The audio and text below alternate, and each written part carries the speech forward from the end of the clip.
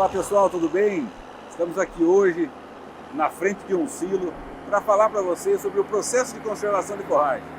É nesse lugar aqui que a forragem fresca do campo chega, né, e ela vai ser convertida em silagem através de um processo de fermentação anaeróbica.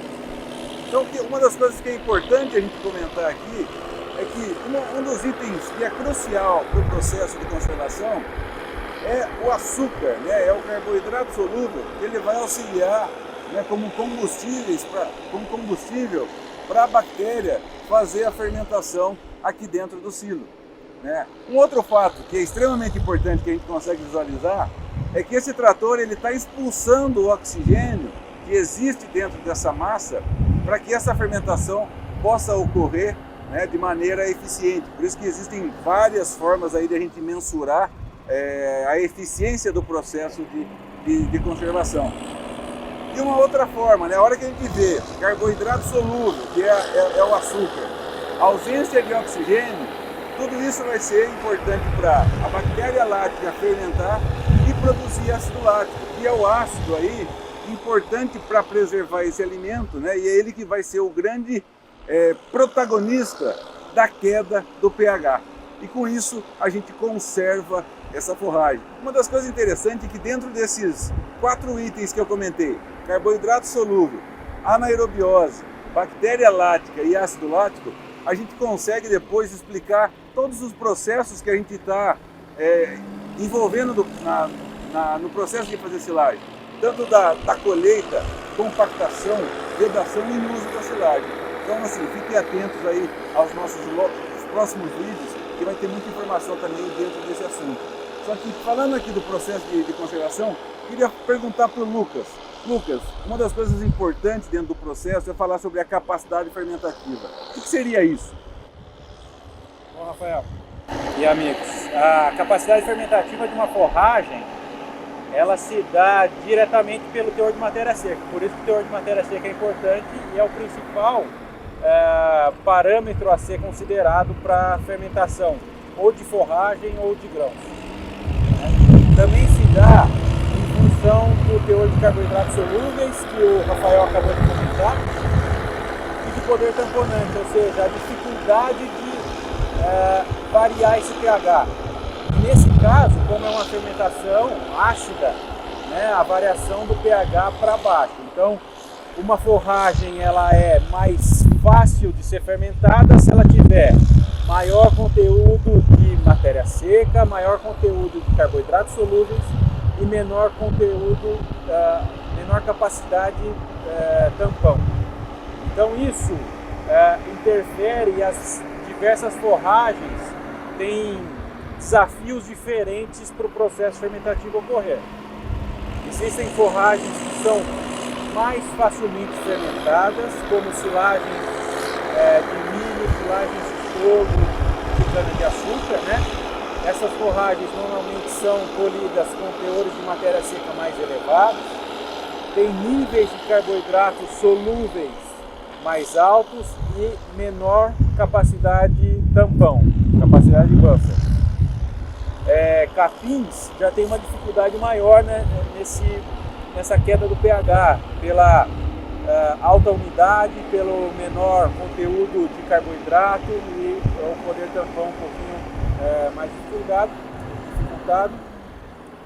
E sem dúvida nenhuma a forragem mais difícil de ser fermentada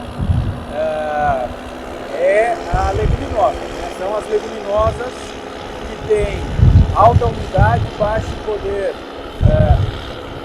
conteúdo de carboidratos solúveis e alto poder tamponante, até em função das suas características. Então os desafios são diferentes, a gente tem que buscar técnicas do processo de conservação e aditivos diferentes para a fermentação ocorrer de maneira adequada nessas diferentes forragens, ou se a gente estiver falando também em grãos, em silagens de grãos. Legal. Eu acho que, complementando, que eu acho que é super interessante falar, essa capacidade fermentativa, ela é interessante a gente entender ela, porque a partir do momento que a gente entende que ela é uma função de matéria seca, carboidrato solúvel e poder tamponante, a gente consegue nos orientar o que a gente deve fazer. Por exemplo, eu vou fazer uma silagem de leguminosa. O que geralmente se faz? A gente faz uma pré-secagem, eleva o teor de matéria seca para melhorar a capacidade fermentativa. Então isso é interessante, é uma dica aí interessante. Só que, seguindo um pouco aqui a nossa ideia, eu queria que o Matheus comentasse agora um pouco sobre a população dos micro-organismos que estão presentes nesse processo de conservação. Matheus, o que você pode contar um pouco para a gente sobre isso? Legal, Rafael. Então, os micro-organismos, né, pessoal, eles são invisíveis aos nossos olhos e no final, todo o processo de todas as etapas, a compactação, vedação, visa manipular a população de micro-organismos, tá? Essa que é a principal mensagem aqui para essa questão. Então a dinâmica ocorre da seguinte forma: a planta vem do campo com a população de bactérias que vivem nós chamamos de bactérias epífitas, que são as bactérias que vivem, os micro-organismos que vivem em conjunto com a planta do campo. No momento da colheita, todos esses micro-organismos são trazidos aqui para dentro do silo. O processo de compactação, o teor de matéria seca, teor de açúcar, como foi discutido, tudo isso visa privilegiar uma classe de micro-organismos que são as bactérias lácticas e criar condições desfavoráveis para outros micro-organismos indesejáveis, fungos, leveduras, bactérias aeróbicas. Além disso, uma ferramenta adicional é o uso do inoculante, que é adicionar uma grande quantidade de bactérias benéficas para acelerar o processo e direcionar a fermentação para as rotas mais eficientes, tá, pessoal? Fazendo uma analogia, na nossa casa, no dia a dia, nós lavamos os alimentos e conservamos eles em temperaturas de refrigeração ou temperaturas de congelamento justamente para quê? Para eliminar os micro-organismos indesejáveis e manter a qualidade do alimento para o nosso consumo. Aqui é uma condição semelhante. Todo esse processo é para criar condições para a fermentação lática e uma moderada fermentação acética para que eu conserve esse alimento e tenha um alimento rico em nutrientes e seguro para a saúde do animal. E todas as condições, os cuidados que devem ser tomados aqui, pessoal, justamente são para privilegiar os micro-organismos, bactérias láticas, que eu falei, são micro-organismos invisíveis, mas são eles que vão ditar toda a eficiência do processo de conservação. Então, pessoal, essa é a importância, nós não vemos eles, mas vocês têm que acreditar que quem vai ditar o lucro ou o prejuízo ou a qualidade aqui do processo em si são esses micro-organismos que só podemos visualizar isso em um laboratório, um microscópio que tem uma lente de aumento que a gente consegue visualizar e detectar, identificar a atividade de cada um deles. Então, essa é a mensagem que eu queria para falar sobre a questão dos micro-organismos, Rafael. Então, era isso com relação à população mundial. Eu acho que uma coisa interessante, né? Se não fossem os micro-organismos, não existiria silagem, né, em condições normais. E pensando nisso, existem diferentes forragens que são ensiladas. E esses ambientes também são totalmente diferentes. O que a gente poderia falar um pouquinho sobre isso? Depois da fala do Lucas, sua e do Matheus, ficou bem claro que as forragens são muito diferentes. Diferentes de matéria seca, diferentes de composição. E logicamente que a predominância dos micro-organismos que vão trabalhar dentro dessa forragem vão ser diferentes. De início, eu gostaria de dizer o seguinte: vamos dizer que você está colhendo uma gramínea com alto teor de umidade. O procedimento de corte, nesse caso, é diferente de quando você trabalha com material com alta matéria seca, com grãos. Normalmente, o que nós orientamos, um repique maior, você tem menos perdas de líquidos e o inoculante que você vai usar seria um inoculante mais voltado para a acidificação. Porque esse produto que você tem com alta umidade, ele não vai ter problema com fungos, ele vai ter mais problemas com o clostridium que se desenvolve dentro, que são bactérias que gostam muito do ambiente úmido. Então você teria que trabalhar com repique grande, evitando que você tenha perda de líquidos e com inoculante para a solidificação. Vamos pensar agora em materiais mais secos.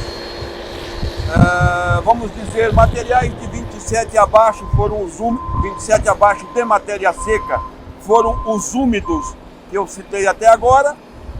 Vamos dizer que entre 27 e 35 a fermentação ocorra de uma maneira mais natural. Acima de 35%, você teria que tomar um cuidado muito grande com a proliferação de fungos.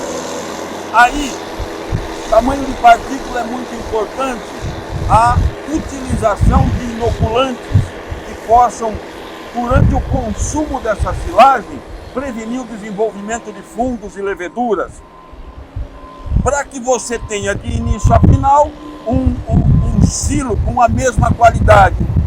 Porque é muito comum, os amigos sabem disso, as pessoas abrirem um silo com uma qualidade muito boa e no decorrer do consumo, pela entrada de ar, normalmente mesmo em um silo compactado, você tem ali 80 centímetros, 1 metro de penetração de ar, essa silagem vai perdendo qualidade e com reflexos em reprodução e na sanidade em geral. Então, diferente forragem, diferentes manejos e uso de inoculantes específicos são fundamentais. Eu gostaria de, no final desse vídeo, agradecer esse ambiente maravilhoso que nós estamos trabalhando aqui, agradecer ao Grupo Facholi, proprietário dessa fazenda, trabalha com semente e com nutrição animal. Nos cederam as instalações da fazenda para a gravação desses vídeos iniciais do nosso programa no canal do YouTube. E, por favor, a nossa equipe está sempre à disposição para atendê-los no campo ou por e-mail, por WhatsApp, o que necessitarem. Até o próximo programa, foi muito bom estar com vocês.